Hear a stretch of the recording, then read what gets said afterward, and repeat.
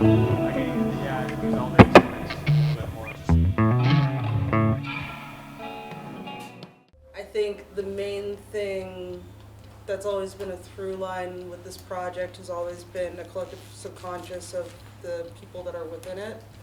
So, I think a main through line with this band has always been kind of a sense of throwing lines that you overhear in a party into a Google Doc and then seeing who bounces off of it, that sort of thing. It's always been a multimedia project as well.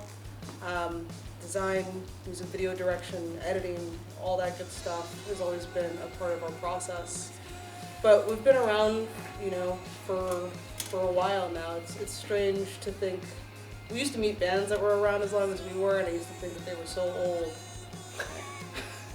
And now here we are. I think I first discovered that I really liked music at a very early age, and I kind of let it become my identity. As a lot of musicians do, it's your favorite bands are the thing, and it never stopped being that way, I guess. And I've been playing in bands since I was probably I think I started my first band when I was 13 or something like that, and just been doing it ever since. Yeah, I think my background in music started, I played classical music as a kid, but no one told me that there wasn't really a lot of routes for clarinet, so I taught myself the bass guitar in college, and this is strangely my first band, but I think I really came up at a great time to be a 12-year-old because first Gorillaz record came out, Bjork's Homogenic out, Radiohead's Kid A, and I think that was the hooks in me.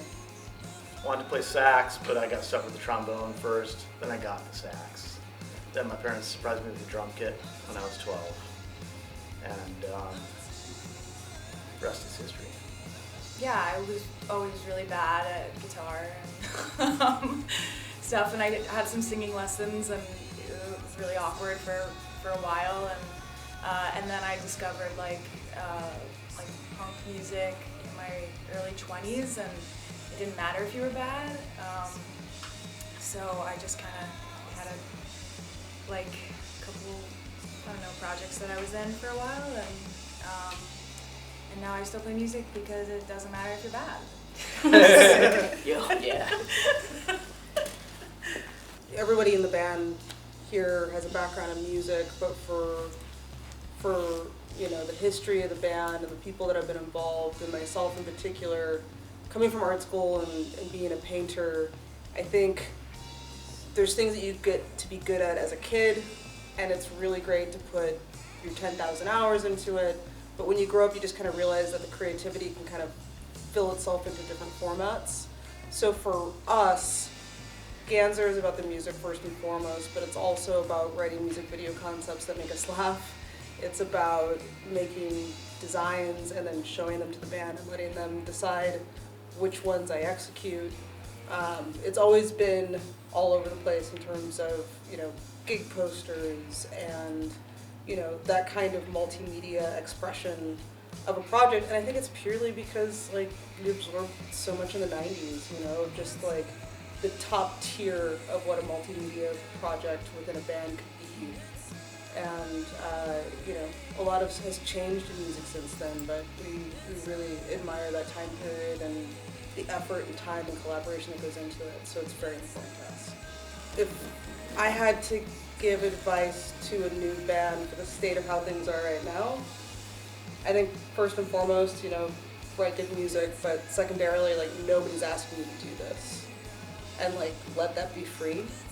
I would say keep your project secret for a while. Make stuff for yourself. If you were on a desert island, what would you be doing what you're doing right now? And that's a question that we constantly ask ourselves because there's so many avenues to have feedback from other people, especially online. Especially feedback you don't want. Yeah. And, primarily, these are the people that I want to be influenced by. So that's kind of where it starts first. Yeah, and also just make sure that you're doing as much as you can to keep it exciting and fun. Scare yourself. Yeah, and often, bite off too much more than you can chew, you know? Yeah. And get on the TikTok. That's where you make the money. That's where you'll get heard on the TikTok. On TikTok. Yeah. Yeah, surviving on the road is tough. Like, I think it's got to be a mix, right, of like your alone time and then the group time. So I think really carving out for yourself as a person, like, where do you need your alone time? Sometimes, like, it's exercise.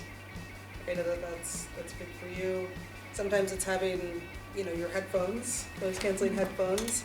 But then I think having group experiences is also really important. You know, finding little stops along the way, finding an audiobook that you all can just like drink in and listen to in all one sitting. It's like you're all having the same trip. It's good. Yeah, I just like to drive. Yeah. It keeps me, that's what I do on the road to keep me safe. Yeah, I really liked when we went on that little hike. Oh yeah, California. Pacific Oh, Coast yeah. Trail, like up by the redwoods. Yeah, it's Yeah. so hard to like do stuff like that on the road, like to build that into your schedule. Because like a lot of times I don't know, you have to like build in 2 hours to the already like 6 hour, 8 hour trip, and like, you know, what if you have to go stop at the bathroom a lot, and like, I don't know, it's like, it's hard. But this band managed to do it, which I was like, this is awesome, because like just getting out in nature and not being at like a venue and like, I don't know, that was like, I'd love to do that. Yeah, don't every time. Yeah, don't just go from car to venue for the whole journey. Yeah. Yeah, it's not gonna wind up well for No, you. make sure you're like exploring the city, and if you need alone time, just go take it. Yeah. You know, there was this band called Ott, and they had some of the best tour advice that I think we've ever gotten, which was treat the van like it's your living room.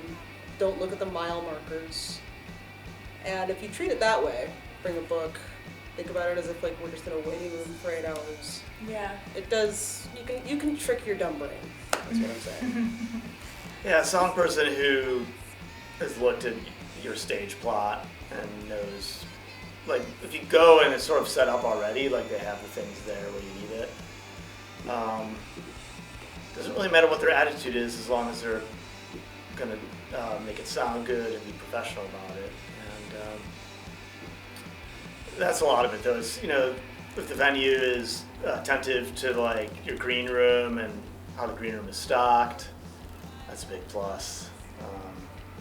There's a green room. Yeah, if there's a green room. So that's part of it too, is there a green room. We started something recently called a vibe check, where we'll just send one of us into the venue to learn everybody's names, know who we're going to be working with that night, because that's important, because it's a partnership every single night. But the person will come back to the band and absolutely say whether the vibes are good or bad.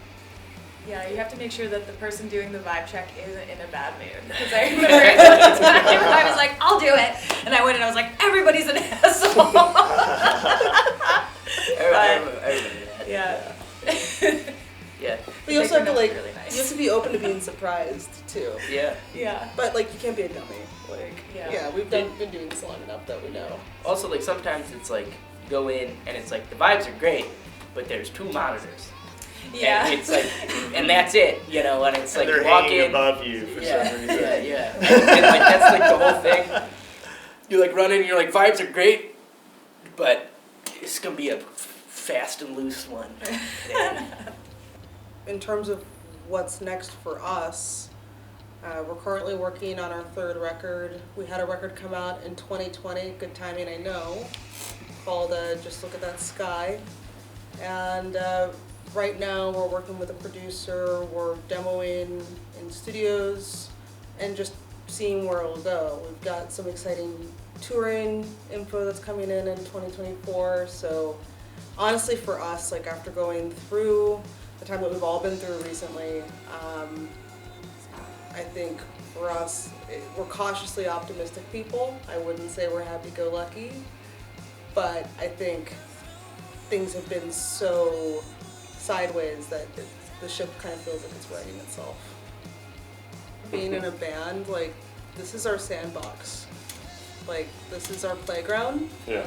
and like you have to maintain it, and you have to like treat each other well, and there are certain things around our playground that like we have to protect and maintain.